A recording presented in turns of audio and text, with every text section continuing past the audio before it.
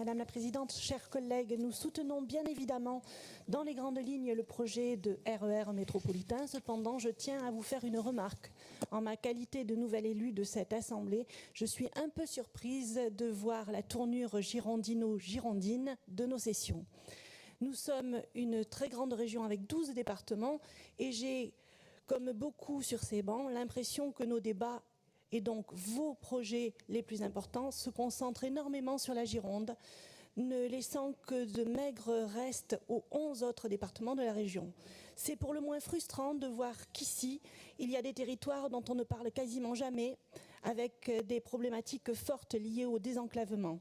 J'ose espérer que le Conseil régional de Nouvelle-Aquitaine ne va pas se transformer en Conseil régional de la Gironde et que l'on veillera à un rééquilibrage régional des projets au profit des départements dont on parle finalement bien peu.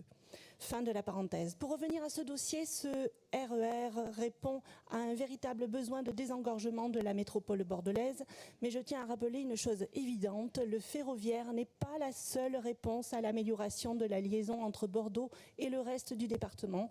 Des dessertes ferroviaires renforcées n'agiront que de manière marginale sur le flux de véhicules qui entrent et sortent de la ville.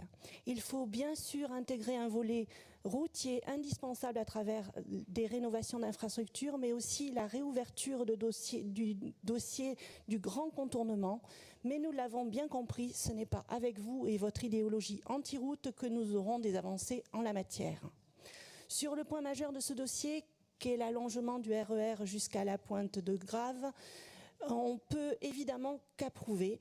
Je pense que cela va entraîner un certain soulagement chez beaucoup de nos amis médocains et pour cause, malgré sa proximité avec la métropole et ses atouts indéniables, le Médoc est de très loin le territoire le plus mal desservi de Gironde, tant au niveau routier que ferroviaire. Je ne sais pas si vous avez eu l'occasion de prendre cette ligne, mais les quelques rares voyageurs réguliers sont particulièrement courageux car elle est un véritable parcours du combattant entre les trains rares, souvent annulés, les pannes multiples et les longs arrêts en gare à cause de croisements de trains. Je suis presque tentée de dire que ce projet est un minimum que nous devons à ce territoire et à ses habitants au regard de l'abandon qu'ils connaissent depuis des années.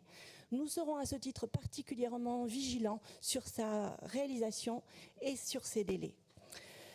Comme les Médocains, nous avons bonne mémoire et nous nous souvenons que beaucoup de promesses n'ont pas été tenues. Enfin, je profite de ce rapport pour réaborder la ligne Blaye-Saint-Mariens. Sa réouverture est essentielle pour renforcer la mobilité dans le Nord Gironde.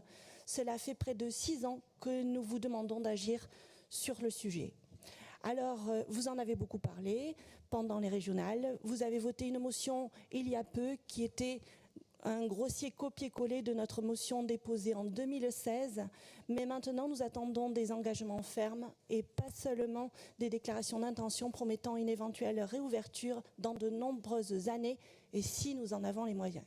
Je vous remercie.